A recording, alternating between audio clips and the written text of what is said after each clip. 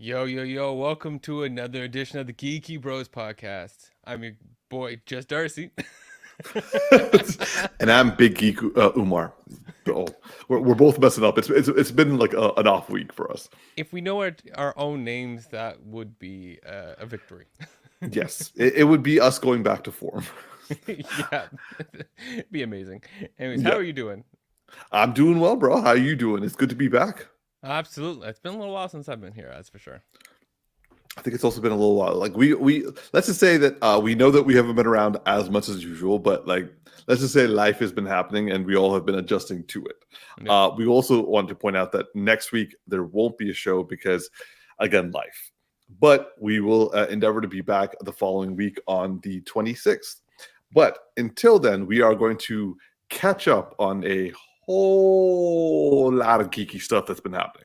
And yeah, some of this is a little bit old, so like forgive us for our tardiness, but let's just jump right into it. Darce, you ready? Absolutely. Let's go. All right, man. So the first thing we're going to be talking about, just yes, two bits of housekeeping. Obviously, we're missing our boy Tactix. Had to work today. Second bit of housekeeping. For those of you who are new to the channel, please like, favorite, and subscribe. But also check the description below if you're not watching us live, where we will have the timestamps for the topics that we're going to be covering, so you can go directly to the topic that you want to go to.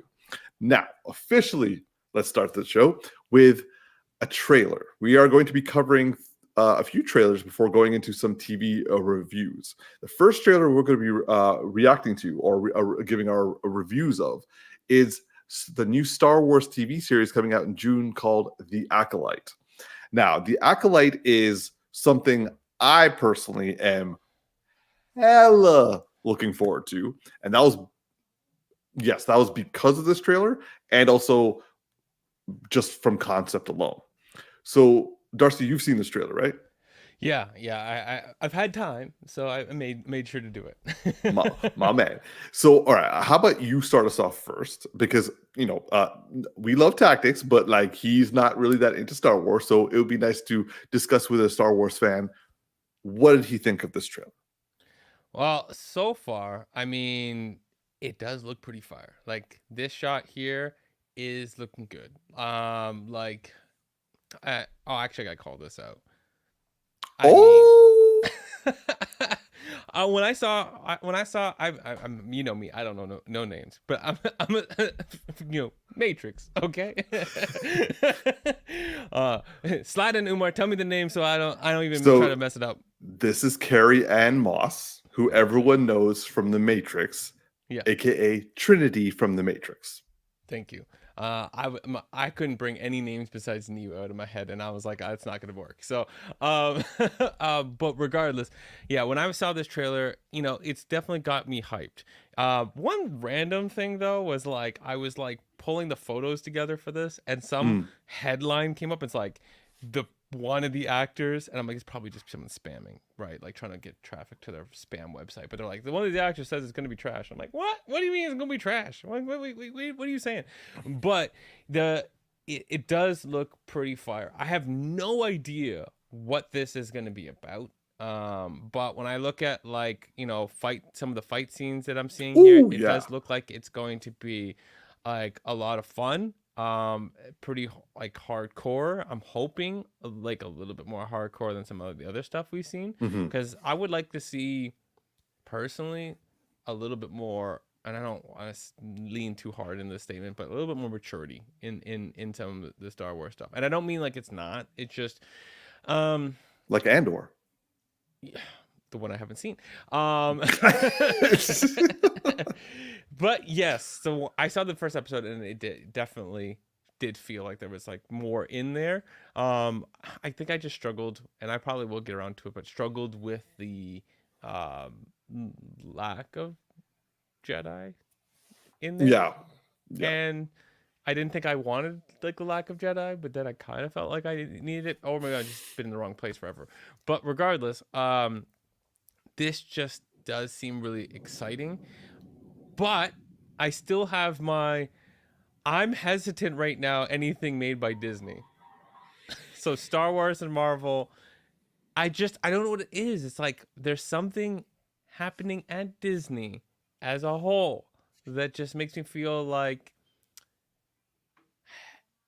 when I'm really, really into something, it sometimes pulls the punch a little bit. You know, like I want Right. it to Okay. follow through and knock it out, and then I'm like, it's not all the way there. It gives me a lot of good stuff, but then it doesn't always give me everything that I want. So there's part of me that's like, this looks super hype, and then there's another part of me is like, but Disney could still screw this up somehow, like, and make it like washed out or washed down in some way that I'm like not all everything I want. So I'm hoping I it's hear that. not more trailer hype than what we're gonna get in reality. So that's what my feeling is. I need more trailers to like sell me into it. I don't think there's anything that's gonna stop me from watching it by any means, but without people that we already know and love, that also kind of makes me like, um, will I love it or will I struggle with it? I don't know. So, you can see I'm conflicted here. You, but the thing is, you're not wrong. Like, Disney has been pushing boundaries, but also not fully. Like, again, okay, I'm not trying to make this turn into this argument about do just watch Andor. Andor was the first time for me personally, and I will say that I have very different standards when it comes to a Star Wars series or movie than other Star Wars fans, because I want a certain level of depth, I want a certain level of intrigue, and like you, maturity. Andor gave me that. And that's why I was like, I will to this day say that Andor is my favorite Star Wars property, because like he straight up kill people left, right, and center. And like it's not like fun either too. Like they talked about genocide like it happens every other day. So I want maturity. I want seriousness. But okay, so I'm gonna now jump into about this trailer. I hear you. I will say I'm like all in for this trailer because it's doing it looks like it's doing three things that I've been waiting for. One, it is moving away from the Skywalker saga and timeline. Like we're not in that time period. We are in the High Republic era, which I'm like, thank you. We can now move away from that story. That story has been like dissected and found every possible direction they can. It's done. Let's Yeah. move away. This is giving me that, and I've been wanting that for a while. Secondly, it's giving me the Jedi that like it looks like it's giving me the Jedi that I've seen in animated stuff and I've seen in video games. Because this wasn't about who has the best lightsaber like maneuvers. It's like, yo, they're doing like force kung fu. And when the Matrix came out, we're like, okay, they're able to defy gravity because they're in the Matrix. This is like they can defy gravity because they're Jedis. So why aren't they jumping around? Like, yeah, they're jumping around and like throwing like lightsabers, but why aren't they throwing some hands either? Yeah. So like, and I'm liking that. And the third thing is, like you said, this looks more mature. And also, hopefully, that it'll go down. It's like more of a spiritual aspect of the Force, as opposed to just doing like surface level spirituality. So, okay, for those of you who don't know, the Acolyte or Star Wars Acolyte, the premise is it's set at the end of the Star Wars franchise of the High Republic era, which is approximately 100 years before Phantom Menace. So, like 100 years before Luke Skywalker was even born. Got you. It sees a respected Jedi Master investigating a series of crimes that bring him into conflict with a former Padawan learner and reveal sinister forces. Now, that's the official synopsis. Carry On Moss is meant to be literally, they got her because they are doing a Trinity, but with a lightsaber. So she's being typecast is what you're trying to tell me. She's being typecast. Yes, but like let the typecast just happen with a lightsaber. That's all I'm saying. Yeah, she definitely has Trinity vibes going on here. Yeah. They also have Lee Jung-jae from Squid Games. I think he is the main protagonist. I actually read that he learned English just so he could do this role. Oh, fire. Yeah. No respect. Like I always respected him for what he did in the show, but like seeing him, like seeing him as a Jedi, like this scene, I love this, where he's like calming a person down with the Force and then like interrogating them. I was like, that's dope. Oh, I when I looked at him, I'm like, he looks familiar, but I couldn't pick up on it was Squid Game until you said that. I think it was like it's the hair and The hair, whatnot. the hair. Like made me like, yeah, that face looks familiar. You know when you like, I was looking at him like, is he one of the martial artists that we've seen like but for a long time, but I'm just not remembering. Like it took me a minute. So yeah, I found that this is intriguing. Also, the girl that he was fighting, I was like, she looks really familiar. She was Rue from the first Hunger Games. Nice. Yeah. So anyway, this trailer, like I like the concept. Okay, so apparently everyone knows who this guy is. Hold on, I think I got his name. He is called Kelnaka. For those who not looking, he's a Wookiee. Yes, a Wookiee Jedi. Apparently, people are like, "Oh my god, it's that one," and I was like, Yeah. So it looks like I've they're seen adapting the something. books. Sorry, I didn't mean to interrupt you there. I was just say, No, please. I think I've seen something animated of him before, like something somewhere. Yeah, apparently he's some famous Jedi Wookiee master thing. I am happy to go into this blind. I'm happy that they are adapting storylines from the books and video games and leaving out the Skywalker saga. This looks like it's taking the level of quality and maturity that Andor was doing, and like they're putting it into a more like crime investigation. Yeah. Also, from what I remember, someone had said, one of the executives were saying this is an era where they're not really used to using their lightsabers. So this isn't Clone Wars era, so people didn't have to get used to the lightsabers. So they're used to barely using their lightsabers on people. That explains. I had a screenshot, but it didn't like translate visually for the podcast. So there was the one where the red lightsaber is being thrown and it's twirling and cutting the trees, and they're all like, "What is that?" And I'm obviously it wasn't probably the lightsaber alone they're talking about because the way they edited the trailer. But I was just looking at that like, yeah, these people definitely don't feel strong with it, They're not used to war. Yeah, very early pre-war. Okay. Yeah, so like I am all in for this. I'm looking forward to June. Like a lot of stuff is coming out in June, but I'm looking forward to checking this out. And if it's even like half of what Andor was, I will be quite pleased with this. Okay, well, that sounds pretty good. Yeah. I mean, you got me a little more intrigued. Maybe Umar, maybe soon I'll check out Andor. Okay. I'm not going to. I'm gonna leave my thoughts on that aside because I feel anything I say further from this point is going to be like, maybe I won't then. Yeah. No, I mean, like how it is with me always for the last couple of years. I've been watching One Piece, and I need to slow down the process because that is a show about the journey, not the destination. And I don't need to get to week episodes soon. I'm like 220 episodes away, and some people that sounds like a lot, but I'm 884 episodes in. So my man, look at you. That is some that is street cred right there.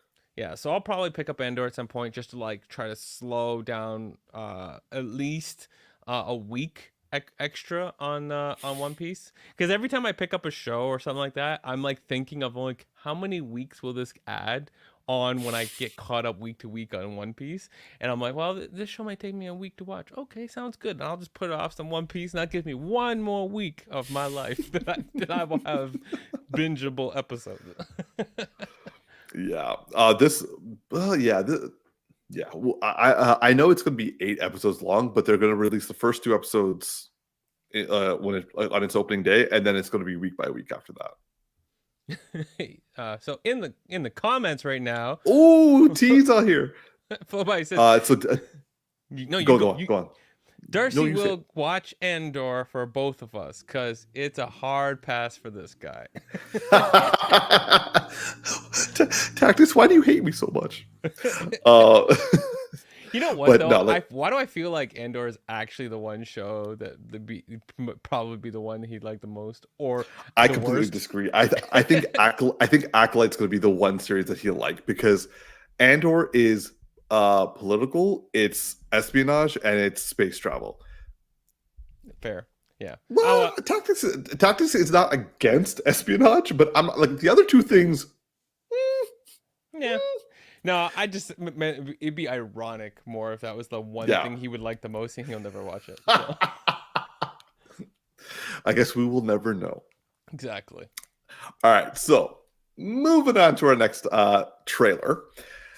The Bad Boys Ride or Die, or Bad Boys 4? Yeah, it's 4. Bad Boys 4, yeah. Texas saying, yeah, that ain't my style at all. Too much space. You like Dune, though.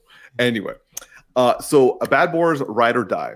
The trailer for that dropped a couple of weeks ago, and I'll go up and go off and say first. I put this trailer on just because I miss Will Smith and Martin Lawrence. And watching this trailer, I got Will Smith and Martin Lawrence. And also, oh my God, what's his name? Their captain. It's gonna bother me. He played Cypher on Matrix. You know, I don't have names, so like I know. I have you on a ledge here. Like I got the photo up. It's like Joe something. Yeah, him. It's Joe something. This guy. Anyway, so like the actor on screen right now, Joe something. He like getting to see him come in as the captain again, and also seeing the two of them. Like, I got what I wanted to get from that trailer. I got my boys back. I want to watch this movie because it looks like they're still going to be them. Did it look ridiculous? Yes. Do I mind? Hell no. Am I going to watch it? You damn right I'm going to. I didn't even need to see a storyline. I just needed to see like a scene. Like you show me like a scene from the film, that's enough of a trailer for me to go see it. I want to see it. This looks dope. I'm just happy to see Will Smith and Martin Lawrence again. And yes, that's me saying that I liked seeing Will Smith again because it was just a slap and it didn't matter that much to me. But anyway, so that is my controversial / fanboy perspective. Darcy, what did you think?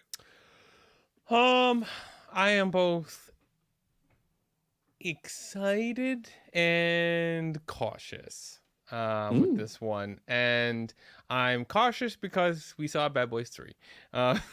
So... to be fair, I did forget Bad Boys 3. So like yeah, like how do I put this? I'm looking something up right now, so I'm trying to talk and do that simultaneously right now. I'm trying to look up the directors for Bad Boys 3. Yeah, it's the same people as Bad Boys 4. So we're getting the same directors for both films. So here's my problem. One of the most important people, it's really a character, the unseen character inside the Bad Boys franchise, in 3 and again in 4 is Michael Bay. Like, I have to say that Michael Bay's style in this is a character in and of itself for the film. And in Bad Boys 3, there was a lot of emulation. And then there were moments that you're like, okay, so like the whole like swinging the camera around the bottom, like there's a whole rig that Michael Bay does for that kind of thing. And as a style and a timing that he has down pat. And we've seen it in Transformers and we've seen it in other places, right? Like we've seen it in so many places, right? And it doesn't work in every movie, but it worked in a Michael Bay movie because Bad Boys, Transformers, and that 6 something, I forget what it was. It was like 6 figures or 6 feet or under or something like that. It's the one with Ryan Reynolds. They did Buried. No, not Buried. No, it's a Netflix film. It was with Michael Bay. It was heavy like action fighting. It involved like multiple different people that were basically nameless doing like a big heist thing with a lot of like fighting. I have to look it up now that I said all this. Okay, Netflix, Michael Bay and Ryan. 6 Underground. Thank you. Yeah. So Tactix. Thank Tactix for the. Yeah, appreciate that. So that like there's there's a style, and when you emulate it, you struggle. And when they've emulated it in the last film, those scenes felt the timing was off, the editing was off, it didn't land. And then there was other scenes where I'm like, this whole scene just doesn't look like the Bad Boys world. It looks just like another film, right? And the style of how these things looked was so huge. Like Bad Boys 1 had a style, and Bad Boys 2 really upgraded it, and it like set the standard for what we expected for a third film, and it just hasn't quite hit. So all that being said, this trailer, I will say that more of the emulation looks on point, but it's an emulation, and I'm worried about that part of it. I'm also worried about, people aging and it not being as hardcore of an action film. I put it this way, I know that one of these actors can hit, so I had to. You know what, though? I was thinking about this. I was really thinking that like this is the right franchise for Will to like come back on. I agree, because it's like now we like Bad Boys. We believe it. It's believable. Like back in the day, people would be like, "We don't believe that we're like, okay, yeah, but you just acting." Now we're like, "Are you acting?" But how to put this? I want to see this film, but I am worried about this film, and I'm definitely gonna be like cautious up to the point of the going to the theater. And there's like 2 reasons that's gonna make me go to this movie in theaters. One is my lady said she wants to go. And then no matter what the rating is, we're going. But 2 is the rating is good, and then I'm the one pushing for it. So it's either one of those is pushing me to it, because that last film, it wasn't it. And I'm just hoping that this isn't 3.5. You know what I'm saying? Like I hear that. I want this to be like, we just forget about 3. 4 is dope, and we just it's kind of like how Fast and Furious has so many duds but has some jumps in the middle where you're like, hey, 5 and 6 is amazing. I don't know what happened between 1 and 5, but it's amazing. So okay, firstly, I'm just going to say some stuff, speak for Tactix, who is like writing in her comments. By the way, T, thank you for joining us while you're at work. Appreciate it, bro. First thing he says, I'm hyped for Bad Boys. Awesome. Second thing he says, I think this is referring to what I was talking about Will Smith. He's like, it's just a slap. P. Diddy out here molesting grown-ass men. Safe to say Will Smith is forgiven. Facts. Yeah, not like P. Diddy to come in and make you look good.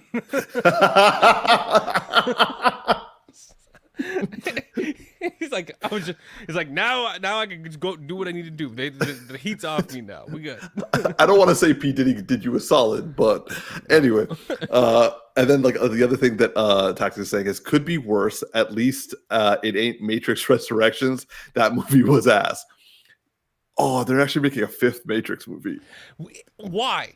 I heard about that. Why? Okay, so before we go into the Matrix Resurrection thing, I do want to point out one thing going back to what you said, Darcy. So the directors are Adil and Bilal. I don't want to make your fears worse, but they directed Batgirl. So, we just gonna have a lot of Tims going up in this movie, you know.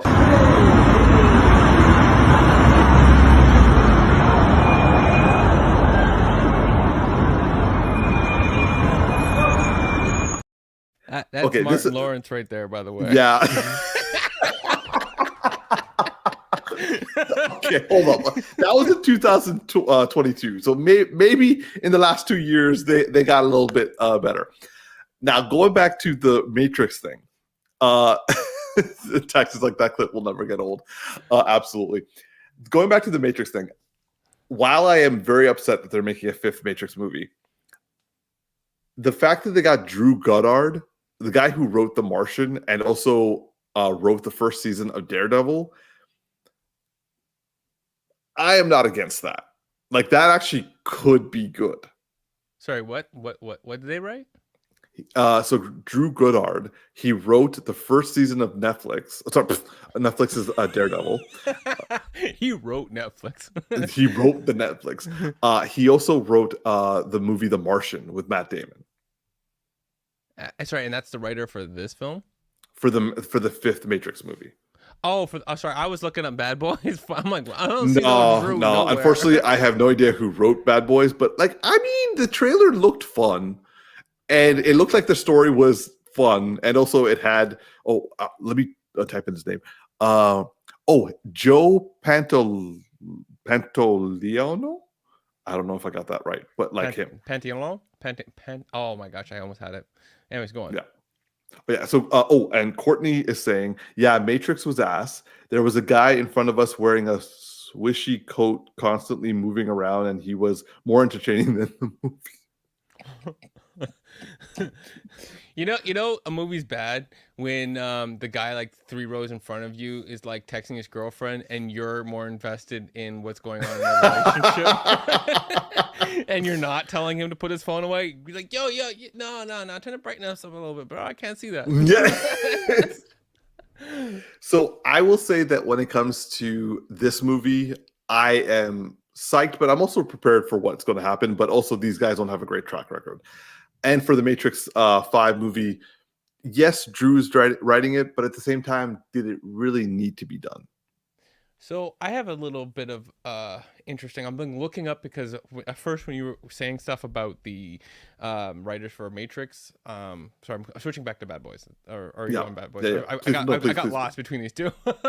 But the writers on this film, so this is going to take a little bit to explain. So in Bad Boys 2, one of the writers, the first writer on IMDb is George Gallo. And then in Bad Boys for Life, the third film, there was a writer named Chris Bremner. In this one, it's the combination of the two. So the only thing it's like, give me an extra positive, is we got a writer from arguably the best Bad Boys, right? Bad Boys 2, coming back and to help write in Ready or Die, right? Or sorry, Ride or Die. I was just looking at it too. Chris Bremner is the only one writing for Bad Boys Ride or Die. George Gallo wrote the book. God damn. But books? Yeah. Wait, there's books? Bad Boys has books? It's based on characters by George Gallo. There's Bad Boys books? It's like, this is not a series I would expect there'd be like a manga version of it. You know what I'm saying? Like, the hell? There's books. Like, yo, Tactix, you still watching this point. Would you think there's books for Bad Boys? Maybe they're not books. Maybe it's like, because it's based off the characters. I just assumed that was like a book reference. So that could be on my... These movies feel like high school short stories, not books, my guy. Like, the plot is not that complicated. Somebody fucked up, and these guys will fuck it up worse. Like that's about it. There's drugs and a drug lord, and people getting kidnapped, and black guys running around beating everybody up, and they're cops. Like, that's the story. So it looks like for the last one, it was Chris Bremner, Peter Craig, and Joe Carnahan. So that's like 3 people in there. Sorry, I'm laughing. Tactix came in the comments. Yeah, I read the last one, Bad Boys and the Goblet of Fire.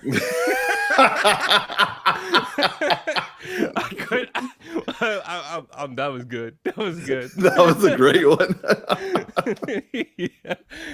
Yeah. So I think he shares a sentiment. Nonetheless, we will hope and pray for this Bad Boys, but nonetheless, I am in. It's good to see the boys back, and yeah, P Diddy did worse. Say less. All right, so moving on to our next trailer.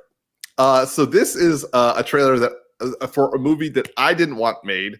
The Joker, Folie Deux.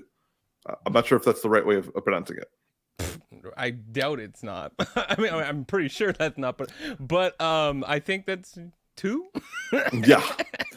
So nonetheless, the second Joker, like the sequel to the Joker movie with Joaquin Phoenix, this is from Todd Phillips. We knew that Lady Gaga was going to be Harley Quinn, and it's going to be Joker still in his mental institution, and he comes across a Lady Gaga / Harley Quinn, who instead of being his therapist like it is in the comics, she is a fellow inmate.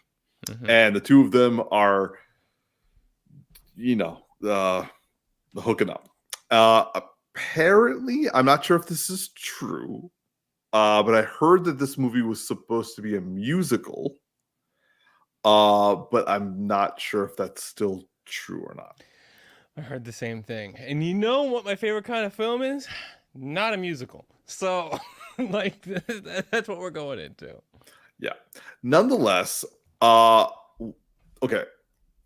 Darcy, what did you think of this trailer? Also, T, this goes for you if you're still with us.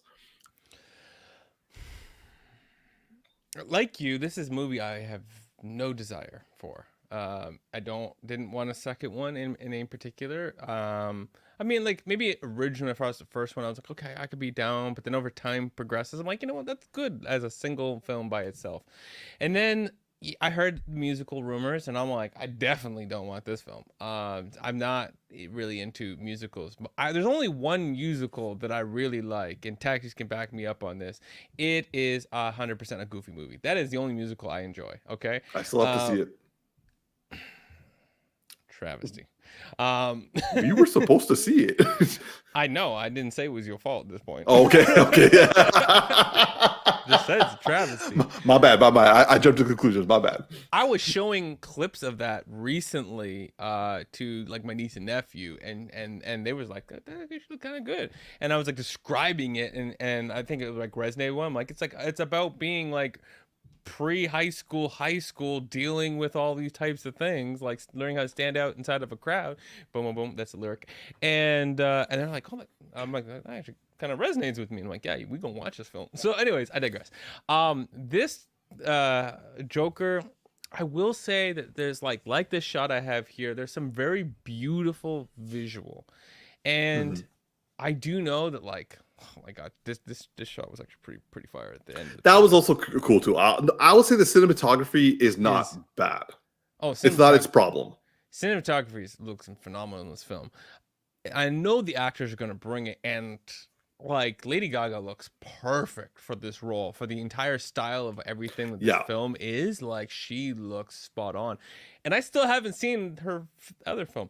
Everyone's like mad at me. A Star is Born? You haven't seen A Star is Born? No, I haven't seen it. You actually, I think, would like it. I probably will. I just Andor. Fair. So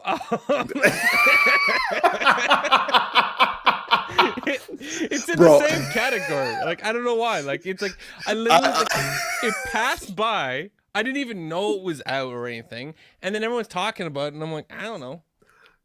Okay. You know, the best thing is from now on, like other people will be like saying stuff to you, and you'll just turn to me like, Umar, it's Andor for me. I'll be like, guys, leave him alone. Just leave him alone. Like, not yet. But however, I will say that for a film that I have had zero desire to want and no desire to see once I heard his musical, the trailer did make me more interested.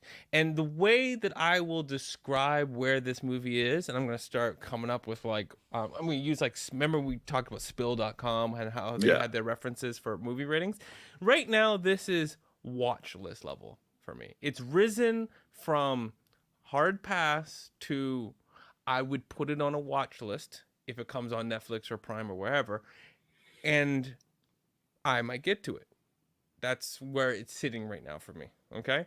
Now, that's saying a lot because if it is a musical, that thing's coming hot off the watch list, and it's gonna be somebody else's like on a plane, or I'm stuck on a plane, and then I gotta watch, and then I'm like, you know what? That's another level of rating. Actually, I was just thinking, I'm like, there's like on a you're not even watching it on your own screen. You're just like watching someone else's screen, and you're like, I don't need to hear it. But you know something about being on a plane is that you will watch films. I watched Blue Beetle on a plane back from Cambodia with 16 hours of flying. You need to fill time. That's all I'm saying. So next time I go to Cambodia, Joker 2. Anyways, that's where I'm at right now. You? All right. Before I go, I'm just going to say a couple of comments from Tactix and Courtney. So the first one is, I miss the days when Joker was scary and unhinged. Now this dude is tap dancing and singing in the rain. I'm not gonna lie, that hits that resonates hard with me. That like hit right in the heart. So like T, I'm with you on that one. And Courtney says, I feel like the Venn diagram fans and musical fans has very little overlap. It's a Venn diagram with like a dot that's basically its own circle in the middle, and it's a watching audience of a lot of drama students. So I can literally see that Venn diagram, like the one dot like way in the corner. Like, what's that? Is that a mistake? It's like, no, that's Joker 2. They're like, oh. Yo, so let me just jump in here. So if this is on my airplane watch list, this is on Tactix. I'm gonna watch this at the Walmart on one TV's display while I'm passing by for the other for electronics. Yo, can I get some batteries, and can you turn that TV off? Oh man, like, sir, we got your batteries. Can you get me another one? I just want to finish the scene. Yo, T, facts, bro, facts. You made me cry with that one. Okay, so on my thoughts. Sorry, the Walmart thing kills me. But by the way, he's not wrong about dancing in the rain. This is the scene. Exactly. The best part is that everything's blowing up in the background. At least that feels like the characters. So, okay, I will say that if by some miracle they had decided to be significantly more honest and truer to the Joker storyline in this film, I would have been fine with seeing that. I think I saw A Star Is Born. I like Lady Gaga as an actor. She's got hella chops behind her. I give her mad respect. I could see her as being a therapist who goes crazy for Joaquin Phoenix and just like starts like singing in the rain while killing people. And he starts to try to do like add that to his repertoire or something like that. That I would have been fine with. But like I didn't like the first movie, not just because they weren't making it a proper adaptation, and also because Tactix and I have the aversion to villains being the forefront of the film. Like, I don't think that works very well unless like if you want to do it like Jack Nicholson's in the Batman, where it says Batman, but really the Joker is the protagonist of that film. He has the most amount of screen time. He has the most fleshed out character, and you see the beginning, middle, and end of his entire story arc. Batman was the antagonist in that film. If you wanted to do that with this, I would have been somewhat okay with it, but no, instead they did a movie that was incredibly offensive towards people with mental health issues, was oddly really brutal towards women for no reason, and also kind of glorified violence in a very real sense, as opposed to like having violence as a way of doing things like in an action movie. So it's like, yeah, let's kill a bunch of people and blow up some stuff because the system is bad, and let's do it like people on TV, people in news peoples do it. So it's like, okay, so is this inciting stuff? By the way, on your points of harmful towards women and what's the one that followed that? Harmful Disrespectful towards towards mental health, people with mental health issues. And glorifying Violence. like the violence. Part two. Because if there's yes, exactly. Actually, yes. If there's anything that could be that likely would be properly adapted from the Harley Quinn Joker relationship, it definitely won't be a healthy relationship with women and non-promotion of violence. So, but the yes, like what this could have been is showing how men and women, the dynamic between men and women in abusive relationships starts, and you can see how it's done even in a professional setting of doctor and patient. That would have been an interesting thing, but I don't believe Todd Phillips has the skill to do that, and I don't think that's his goal. And also the fact that she's like not even a therapist, she's a fellow inmate. I'm like, you literally have great actors, and I hate when they ruin it. Now, a lot of people like the first movie. A lot of people felt it was like the best DCEU film. I don't think it even counted as DCEU, but nonetheless, I don't think this film needed to be made. Watching the trailer, it didn't disabuse me of that perspective. Now, I will say, unlike the first movie, the cinematography and imagery that they did in the trailer was dope. And also, I'm not surprised by this, but like Lady Gaga looked dope as Harley Quinn. Granted, it wasn't like a full Harley Quinn outfit, but still, she looked kind of dope. So like visually, the trailer was interesting. That's about all it did for me. I'm gonna, like, if Tactix and I go to the mall, maybe we both can watch the Walmart version. Facts. Yeah. I mean, this is an Elseworlds property, right? It has to be at this point. Oh yeah, I mean, it's not connected to anything besides itself, but yeah. I mean, Courtney says a very interesting point, and to be honest, I won't disagree with it. She says it's got that she was a figment of his imagination the whole time vibe to it. Yeah, there's something about this trailer that makes me think it's going to be a musical that never leaves the insane asylum, right? Like it's going to be, there's just too many like stages and stuff set up in this, and I'm like, how would he get this many things, right? Yeah. Like under his belt to you know, considering which prisons or to insane asylum. So like he's likely just going to be imagining all of this crap, and at best they do have a relationship, but they never leave, right? Right. And like I guess if they don't do it from the perspective of an incel member who's obsessed with someone and doesn't get her, and actually have it from like, hey, another form of like reality disproportionate understanding is doing fantasizing and fetishizing over somebody and having it turn toxic. But again, I don't trust him to go that deep. Yeah. Now, on a completely different note, but just because something popped in my brain when you were talking about how you don't like seeing movies where the villain is the hero, I'm not going to promote that we should. This is one of those ideas, but I hear you. I really want like a short film. Sure. Yeah. No, none of that. A short film of Batman from the villain's perspective. Right? We've seen some scenes like that, and I wouldn't mind, because I feel like it's a really interesting horror film to watch somebody who's really bad being chased by somebody who is all about being intimidating, who's basically like, Batman is really actually a villain doing good things in a way, right? And like from their perspective, and one of the greatest scenes from live action for this was from Batman vs Superman, where you saw Batman up in the corner like an actual bat, and you're like, that scared the hell out of me when I saw that the first scene. I was like, oh, no wonder people are afraid of you. Like, right? Like, and so I wouldn't mind watching a film where it's like Batman's being Batman, he's just doing everything he's doing, it's just seeing it from their perspective would be kind of scary. And so I would like to see that. Just, but I mean, like very short filmish type thing, because I don't see how I would get 3 hours of coverage out of that concept. But I mean, maybe someone's got something. But that's something I want, as you were saying, Max. I had a point that I was going to say, but like I started remembering what the Batman from the Ben Affleck's Batman. But yes, that would be interesting.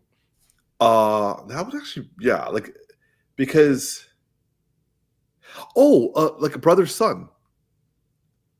Because in the brother son, we're taking it from the perspective of a like crime family and like a pretty big one, and the villains in for that show was a secret organization of people who've been hurt by the organized crime, wanting to get revenge on them and kill the bosses of all organized crime. And we're like, oh no, they're gonna kill them. Well, it's like, wait, why are we saying oh no to that? Yeah, I agree, but I kind of want it in a tone of like semi-horror thriller. No, but like taking it from that perspective, where it's like, do more of that. Yeah. I just think that I feel like that's a really interesting Elseworld property, where it's like we can do something we've never seen, we explore a tone that we've never explored, but we don't do something like Venom, where we're like, hey, we're just gonna cut out the hero that this whole character is based around, or the Joker too, right? Where it's like we're just gonna forget the thing that makes this character interesting, which is the opposition, right? Okay, let's just do the story from a completely different perspective, or from a few different villains, like that one Batman animated series episode where they're talking about him, right? Like doing that, just like it just could be really good. So, so just getting up something that Tactix says, they should have treated the first Joker like they did in Split with Bruce Willis, where it is seemingly unconnected until the end. Mm-hmm. I completely agree. Also, Courtney saying sucker punch Deux. Nice. Yeah. All right. Do you have something? No. I just like, I feel like I'm one of the few people who might have enjoyed Sucker Punch, but I think I enjoyed it for the wrong reasons. Moving on that time. So, we are now leaving the trailer review section of our podcast, and we are now going into the TV series reviews. And the part that we're going to be talking about is Invincible Season 2, Part 2. Now, if you are new to this channel, let us just say that we are big fans of the Invincible animated series. And Season 2 was no surprise on the fact that we were enjoying it for Part 1. The only thing we didn't like about Season 2 of Invincible is that it was split over 2 parts. Yeah, that's my biggest hurdle. Exactly. So now the second part of Season 2 has been released. And now the season finale for Season 2 is taking place, and we're going to talk about it.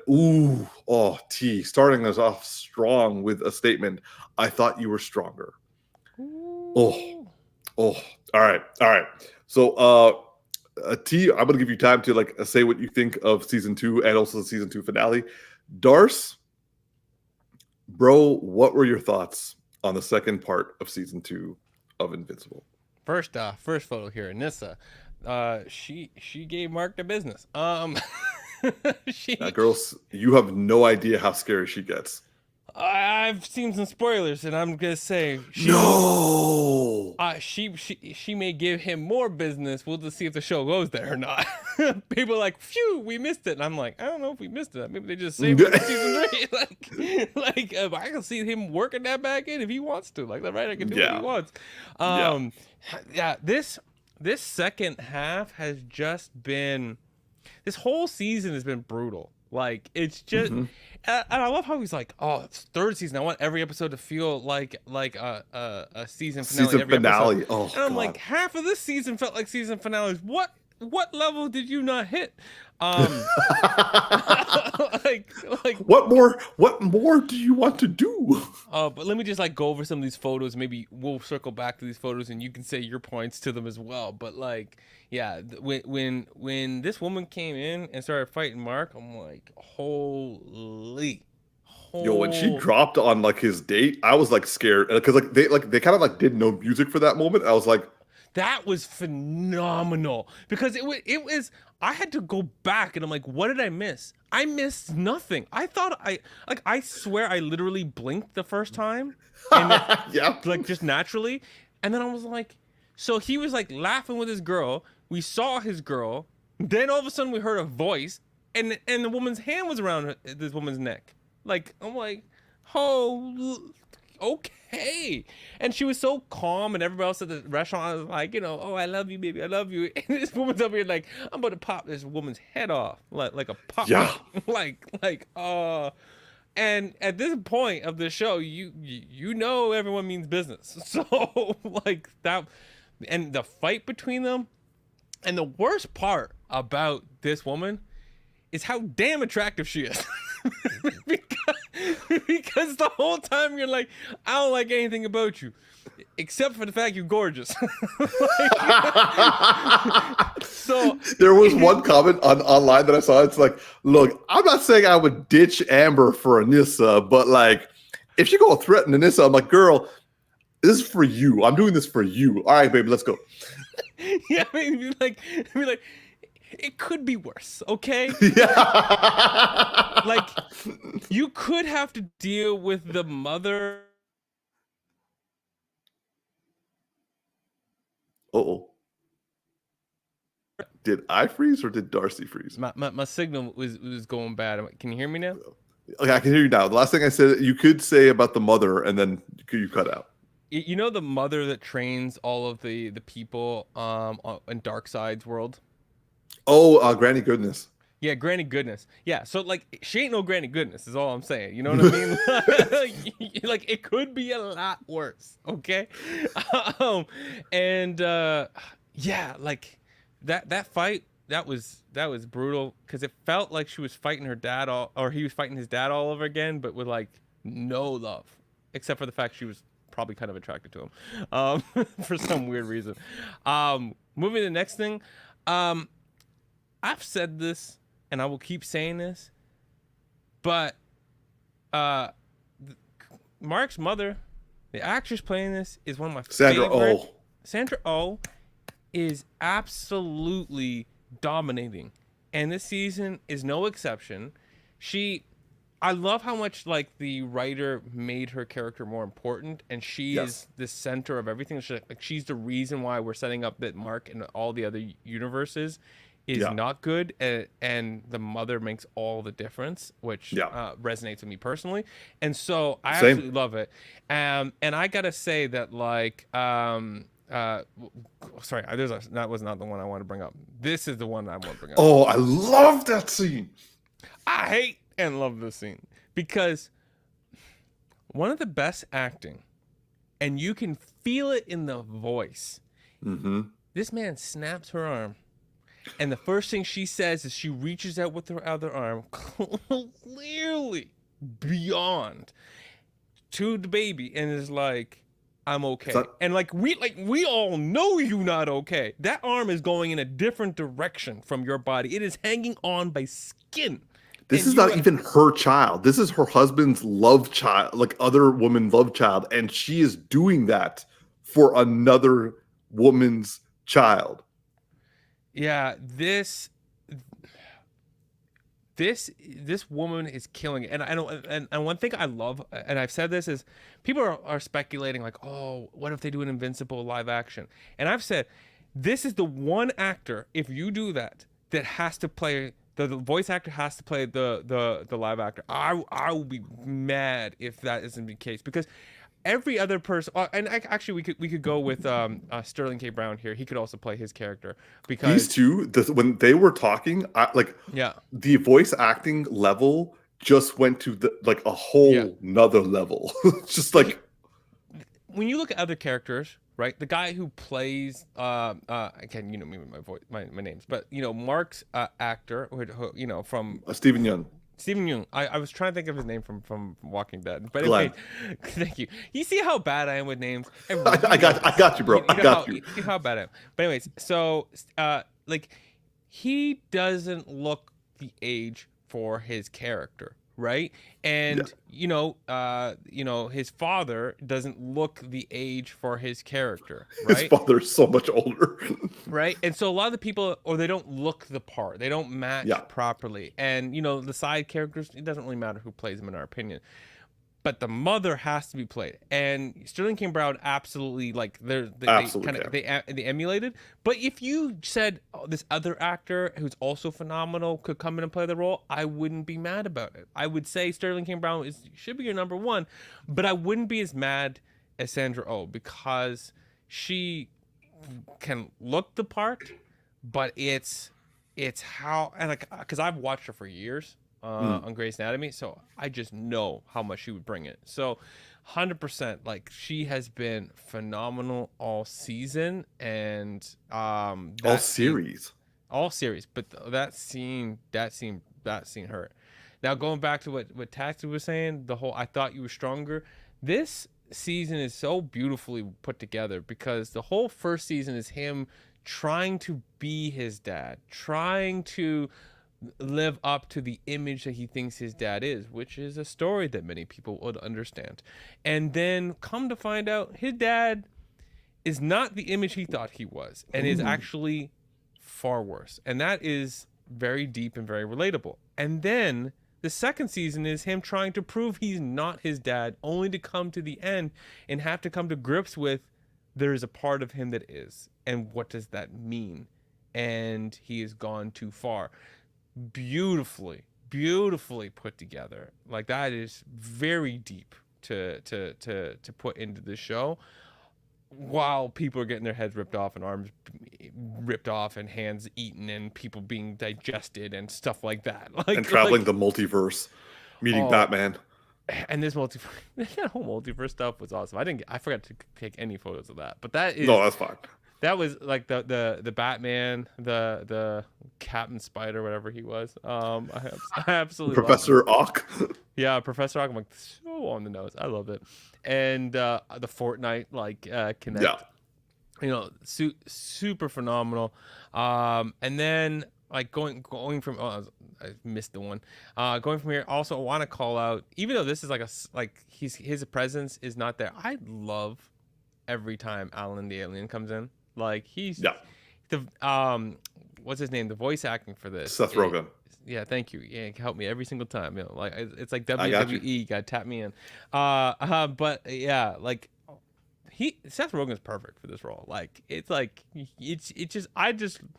something so lovable about this guy, and it's only because of the way Seth brings it. So I've just loved like everything about this season so far, and you know, it's wrapped perfectly, and I'm super excited for a season 3. But Umar, what are you feeling? I'm gonna get to me in just a second. I'm just gonna say some of our comments here. So Tactix said, I cried like a little hoe-ass at the end of the season, bro. I hear you on that. I don't know what part he was saying was facts, but I'm assuming it had to do with how Anissa looked. And then he says, Mark's mom is what the actress who plays Lois wishes she could be. 100%. 100%. All right, I'm going to say some stuff. Darce, please don't take this as a shade. This is not meant to shade. But the season 2 finale of Invincible was what Man of Steel should have been when they showed Superman killing for the first time.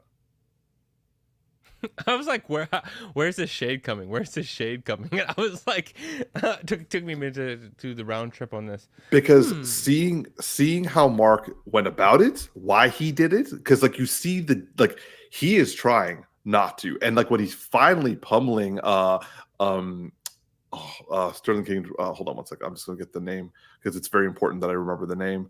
Angstrom Levy. when he's pummeling Angstrom Levy when he gets to this dimension and kills him, and he says the line like the Tactix said, "I thought you were stronger." So there are two lines that Mark said in this show that, like, in this particular episode, that broke my heart. One, I thought you were stronger. Two, you weren't there when he was talking to Cecil. Everyone is trying to get him to realize, like, hey, you're not your dad. You had to do what you had to do. It's all cool. But he was like, you weren't there. And I was like, oh. And also, like, Stephen Young proved that he is a great actor. And also, these guys are good writers. When after he kills Angstrom, he's going through all the emotions, and they took the time to show him go through all the emotions. Yeah. I found that to be significant. That was what I was looking for. If you're going to make it so Superman has to kill somebody, do it like they did in Injustice by Tom Taylor.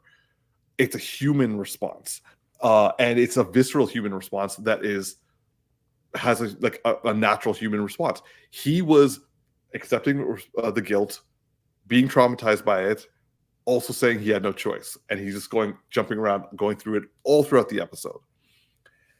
And in terms of the rest of the season, actually, I'll go back to just before I forget. You were talking about Seth Rogen. Seth Rogen has given us so much. He has given us Invincible by producing it. He's given us the new Turtles by producing it. He's given us Gen V and The Boys by producing it. Seth Rogen is taking, basically, Marvel and DC are fighting it out, and all the companies are taking it out. Seth Rogen's like, all right, well, I'm going to take all of these and give them to you, and give it to you in quality consistently. Yeah. So thank you, Seth Rogen. Season 2 of Invincible was, like you're saying, Darcy, it was such a beautiful connection to the journey that Mark is on. And the second, we ended off on such a big thing that happened at the end of mid-season finale. And then we have Mark coming back home, bringing his kid, realizing he can't do college. We're seeing the Guardians getting fucked up. We're seeing a whole bunch of understatement there. Yeah. We're seeing character growth all across the board, even with like side characters. Like Mark's best friend's boyfriend is even getting character development on this. We get Donald getting character development on this.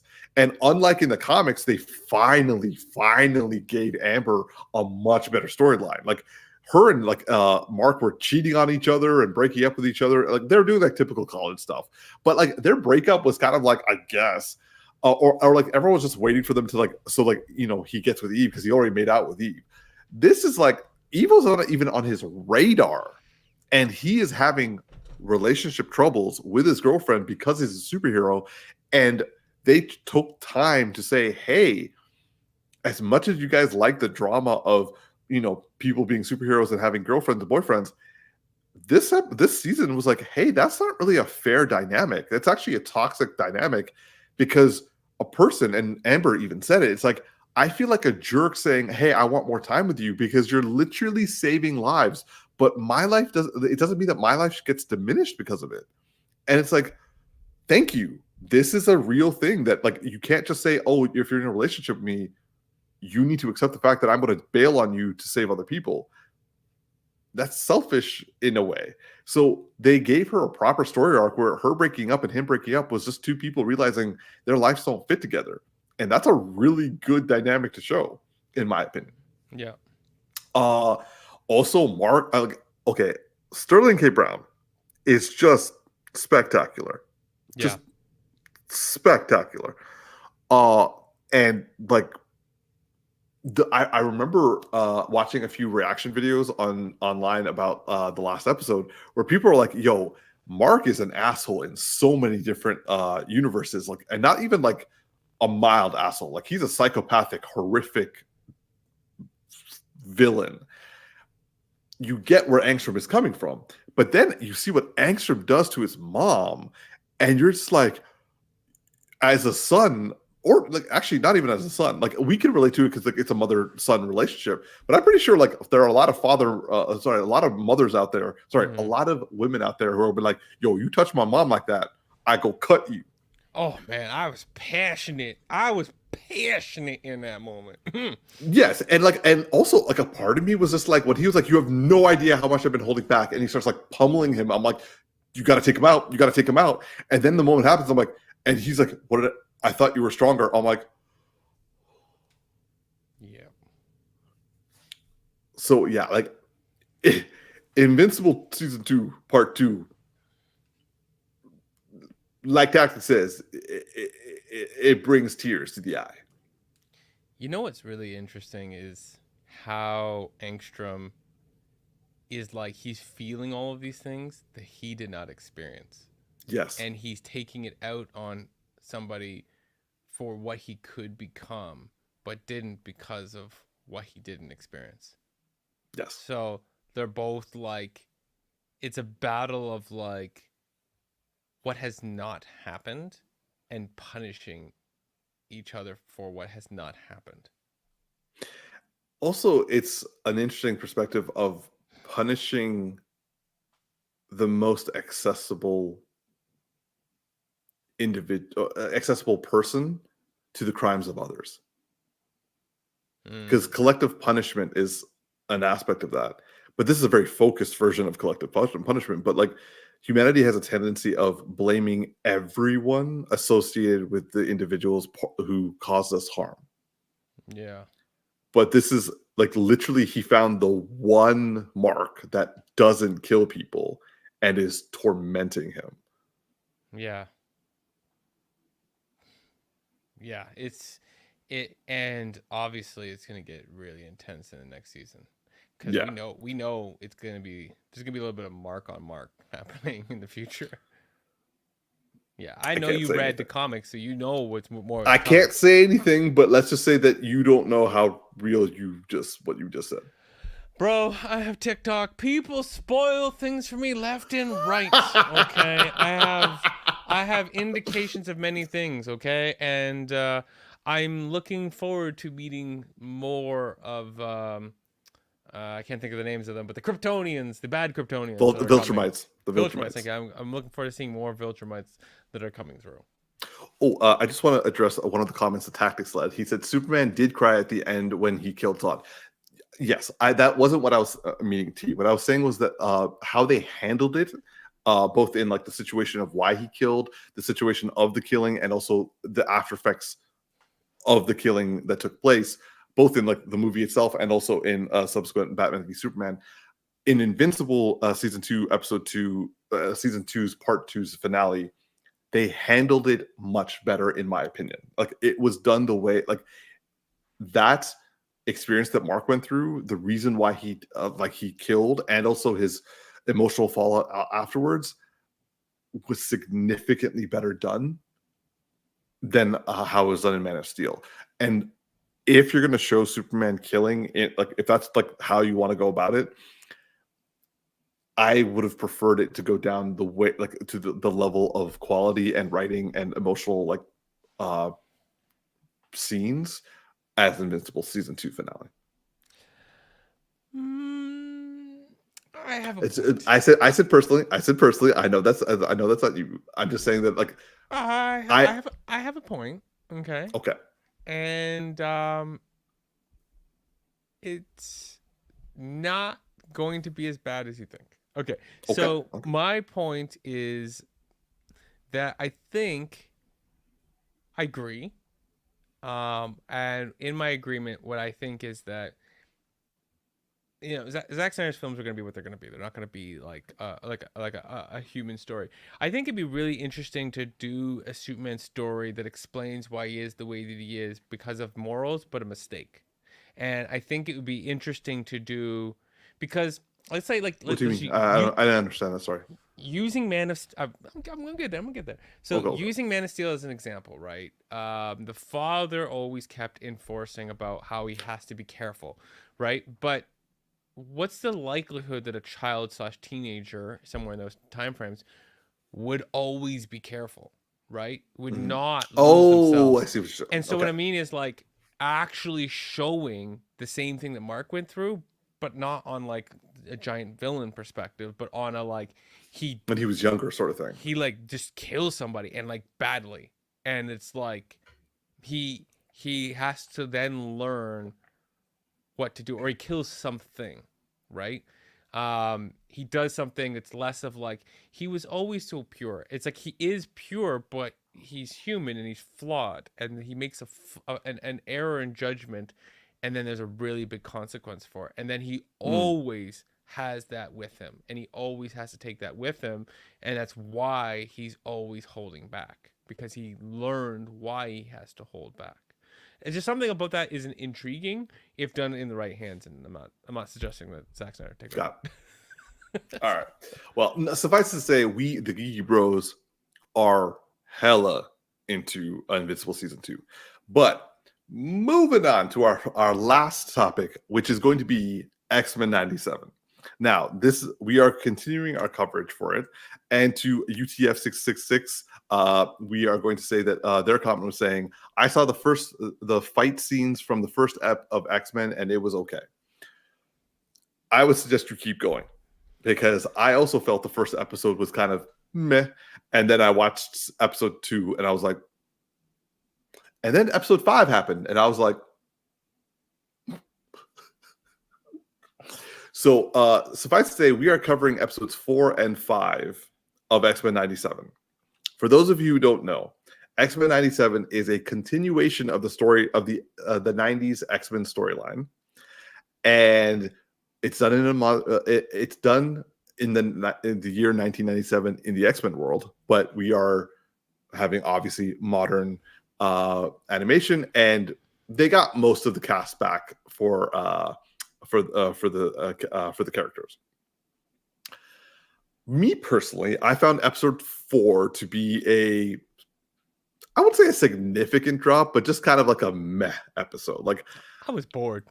I was bored. I was pleased with the references to the game. I remembered my arcade days. I was like, cool. Yeah. The game references were pretty fire. I thought seeing Mojo again would be nice, but one thing I'll never understand, and it happened in the first animated series too. Why is Mojo, with his eyes being literally stretched open, why does he keep blinking?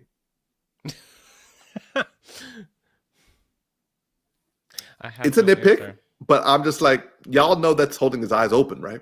Anyway, so I found episode 4 to be fine. It passed the time. I was a little disappointed because I really enjoyed episodes 2 and 3. It was so like intense, impactful, such great drama, such great fight scenes, such great like geeky stuff.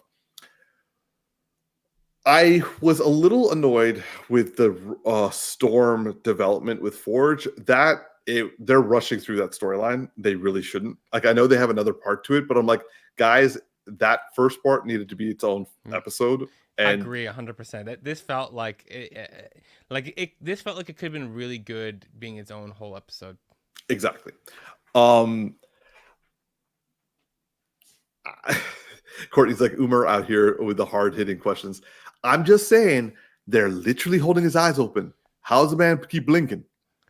I mean, they're holding up the skin around it, but then that would be kind of pointless, because then you're just holding up the skin just for the sake of looking evil. Well, Mojo is very obese, so maybe they're holding the skin back so he can blink. They're holding back fat flaps. Otherwise, he's like a pug. You know, like the face just collapsing in. He go back here like.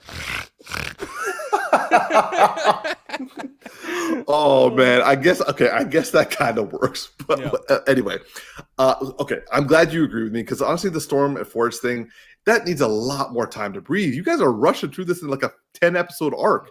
It should be an entire 30-minute arc. So I will just say I was disappointed with episode 4.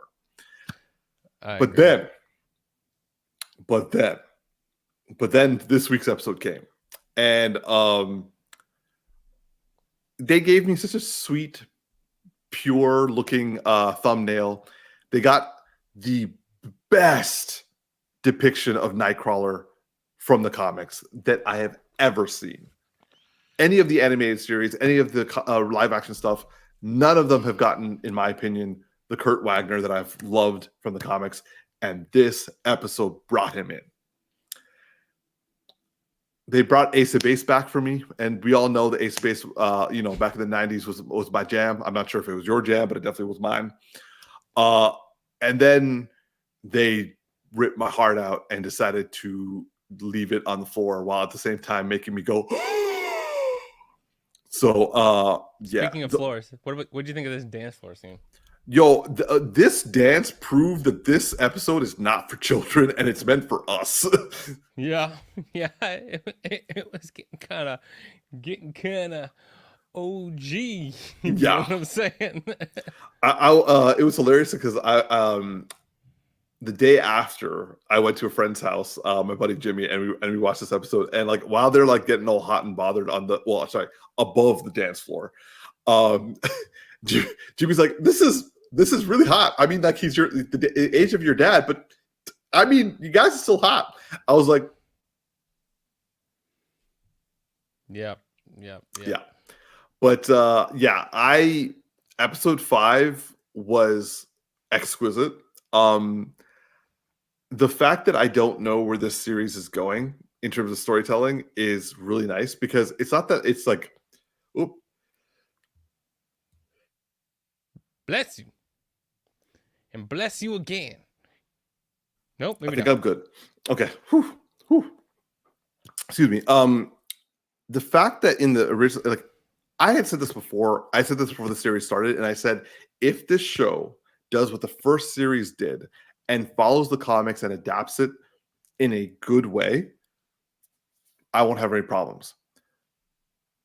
This show is doing exactly that. They are modernizing and updating the storyline, but they're following the story beats. And they're jumping decades. They're doing Chris Claremont, they're going Grant Morrison, they're going Jeff Loeb, they're doing I think they're leading into also some of the Joss Whedon stuff. And also they are capturing a shit ton of stuff. And because they're playing not fast and loose with the storyline, but like there are a lot of references. There's a lot of like actual story that they're actually adapting, and they're accurately depicting all the characters. Like the whole backstory between Magneto and Rogue was really well like summed up. It was different in the comics, but like it was adapted in a way that makes sense for the series. The fact they are like the whole Genosha aspect. Genosha wasn't like that. They're kind of adapting the current Jonathan Hickman style stuff about Krakoa, but they're bringing it back to the Genosha timeline and kind of making a bridge between the two havens for mutants really well. Sorry, I'm going down a nerdy well. All I'm going to say is they're making a lot of adaptations, a lot of references to the story, but at the same time, for people who haven't read the comics, they are enjoying it just as much as I am, but for completely different reasons. And yes, we got a rushed story in the previous episode, but then they made up for it in this one, and I'm just like, Jesus Christ. So, for those of you who are listening to the podcast, we're seeing a picture of Madeline Pryor and Cable when she just discovers that Cable is actually her son. Chef's kiss. This episode was chef's kiss. And yeah, I'm gonna pass it back to you, Darcy, because I'm going down a geek Alice in Wonderland rabbit hole. You struggling with those words there? You sound like me. Yeah. This episode was fantastic. The writing was amazing. I love how it's like there was an amazing line in this in interaction with Magneto where they're saying it's like, well, it's not usual that they let terrorists be the leader, and it's like, yeah, but they tend to let the leaders be the terrorists, or let their leaders be terrorists. And I'm like, oh, mic drop. Even the woman was just like, damn. Yeah. I got no rebuttal.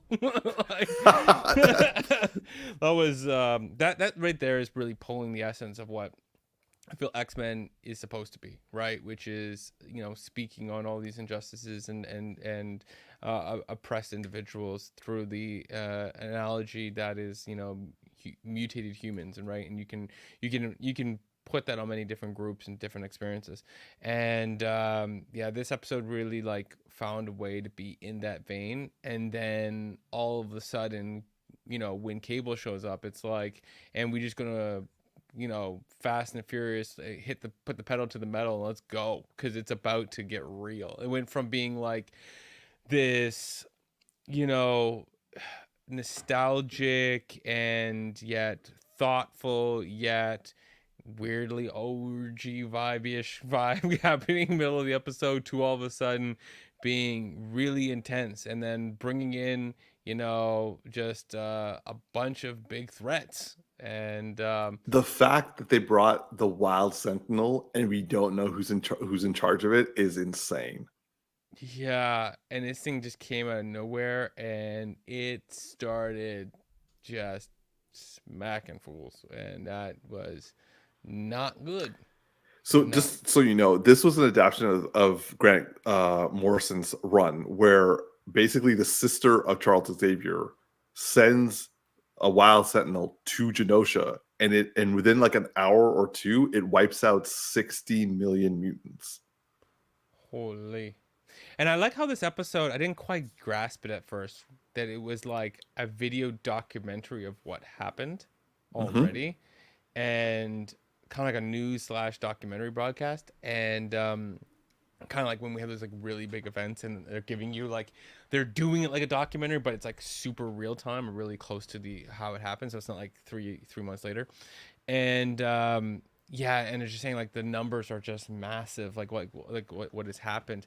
And so this happens, and next thing you know, we get some of the most brilliant like moments, like Magneto, like, and we don't know if Magneto's still here or gone, but I loved how it led up to this. Like, he's doing his business, protecting people and standing on his ground, but then it's just sweet in this moment, right, where he looks like he's like, it's not gonna go my way, and I'm gonna do what I can to like say to try to protect this like little one, and that's beautiful. And then I mean now I gotta say, I hate you, Twitter or TikTok, because I may have seen part of this before I saw the episode. No. I was like, oh, there's a week. I forgot it was 2 weeks. I forgot 2 weeks. And I was like, oh, X-Men. I was like, might as well go watch it right away. This scene, like, I only saw a tiny clip, and I was like, swipe away, and then I'm gonna go watch it myself. But this was beautifully done, and super sad that Rogue finally gets her emotions correct, and it's too late. Just absolutely beautiful. And then obviously she's in her feels. That's given. Yeah. So I mean, like, that love triangle evaporated very quickly. Yeah. She finally figured out which man was more important to her, only to find out that all the men were important to her may not be around anymore. So, do you know about the Gambit's connection to the Morlocks in the comics at all? Yeah, I ended up hearing someone talking about how it was beautiful that he was the one who did something that wiped out a lot of Morlocks. Yeah, he was in it. He didn't plan on it. He just thought he was getting like people together that could like kill a whole bunch of people for Mr. Sinister for money. And then they just started killing all the Morlocks, and he was like, "Oh shit!" So he tried to stop it and failed. I think he was only able to like save one life. This episode literally had him do the exact reverse. He actually was the one who saved the Morlock. Nice. And I found that to be a really powerful aspect, that he was also the one who saved what's left of Genosha. Yeah, it was beautifully done. And how to put this? Because this episode got so, real and real consequences, and it started to feel like the stakes of Invincible, not saying it's tonally or at the same level of anything, but I would say quality is equal. Quality, yeah. I'm just saying, I'm not trying to like put them in the same category, because they're not. Fair. But that show always feels like if shit can go down, and when shit goes down, it has consequences and there's no turning back, right? Whereas a lot of times shows, especially from this era where X-Men, like the first season, where it's like, yeah, it's bad. Oh, look how bad it is. But there's always an implied nature, but you never really feel like the stakes are real.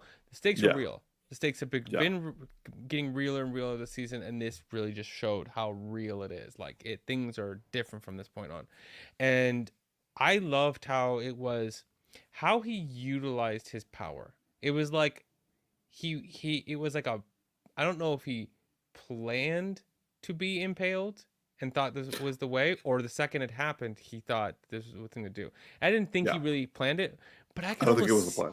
I don't think it was, but you could almost see how somebody would if they felt like they weren't going to win Yeah, and they had nothing to lose, because there was a level of that kind of was there for him. And it was genius in that it was like, I mean, he probably could have just done it with his hands, but like it was, he defeated it by just putting everything of himself into it. And literally. yeah, everything of himself, and everything, of his like turning the enemy itself into the weapon that destroys itself. Like it was just so well done, use of powers in a poetic way. Yeah, And I just love that fact, because sometimes it's like, they'll just find a typical way, right? Oh, he'll throw this thing and this thing will happen and it'll just be over. It's like, no, this was like the way in which it was done was just beautiful. yeah. I will say that.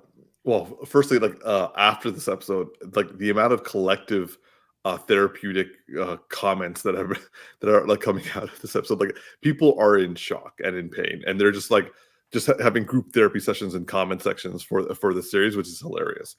Uh, and also it's sweet to see. But I will say that there was also a lot of drama in this episode, not just from Rogue, Magneto. Like there are two love triangles in actually one love quadruple and one love triangle. Hmm. Yeah. Jean and Logan and Scott and and Madeline. Yeah, no, I was just thinking on the quadruple. I was like, is Madeline really in it? I thought she exited. Oh no, she's still in. Yeah, I know. So I was trying to like remember all the details. I like Logan in this, because he was like, there was a level of like bro code strong. It was like, he's like, you this I'm out. Like like, I mean, he probably not out, Yeah, but it was just I respected what he said in that moment. So that's all I'm saying. me too. Yeah, because the thing is, he's like, I don't want you like this. Like, you guys are together. You guys figure shit out. If you guys are done and you want to come this way, all right. Because it's interesting, because writers have been trying to tease the two of them together and then like not have it happen, or she dies again, or what. Like she's died like 6 times. I think actually it's been 5 times. Anyway, she's died a lot. The Phoenix will rise again. Yes. But Chris Claremont, who wrote the first portion of this, said that for him, Scott was Jean's first love. Logan will be her forever love. And since she can clearly reincarnate, that would also make sense. And he lives forever. Now, that never really took place because, like, obviously retconning and retconning and retconning. Grant Morrison, on the other hand, was very much like, nah, like, if Jean was like, yo, Logan, let's be together, he'd be like, girl, I'm too fucked for you. You save yourself. And so, like, it depends on which era you're looking at.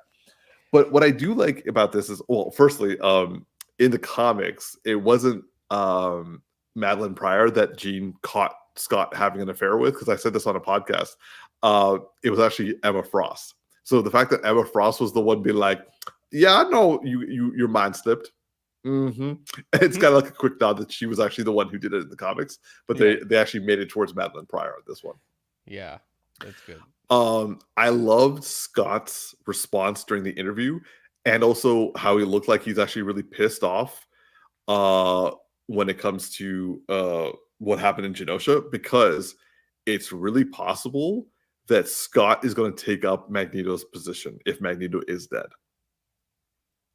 And this is a really good way, because like before he was just sick and tired of it and he just like decided to be more Magneto like.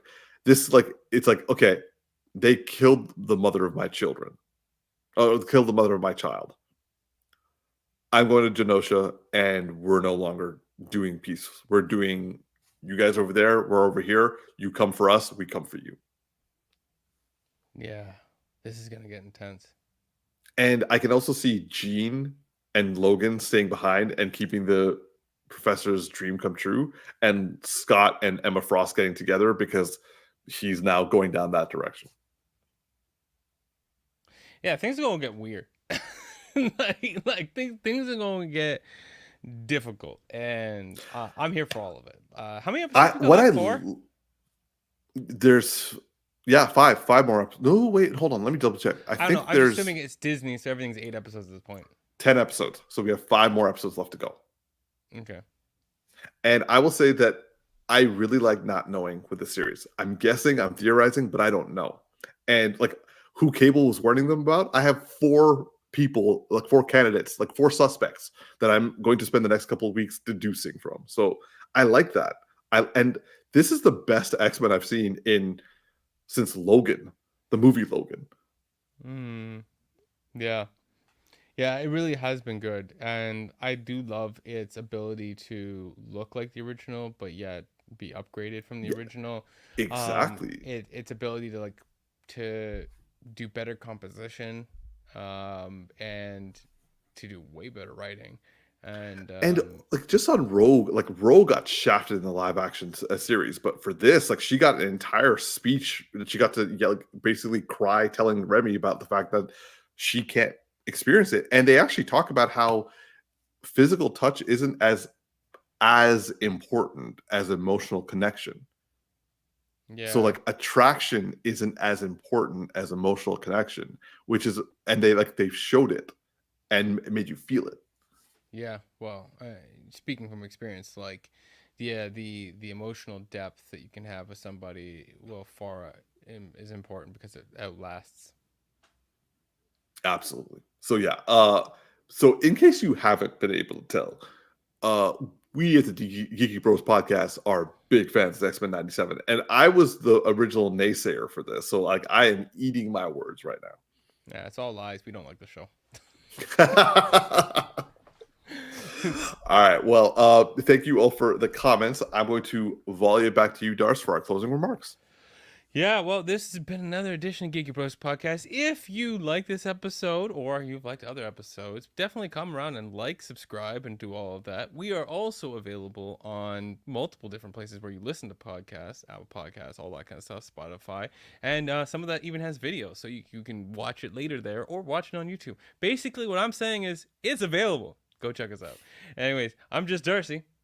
And this is Big Geek Umar. Again, we are not going to be here next week, but we'll see you the week after. And live long and prosper, y'all. Have a good weekend.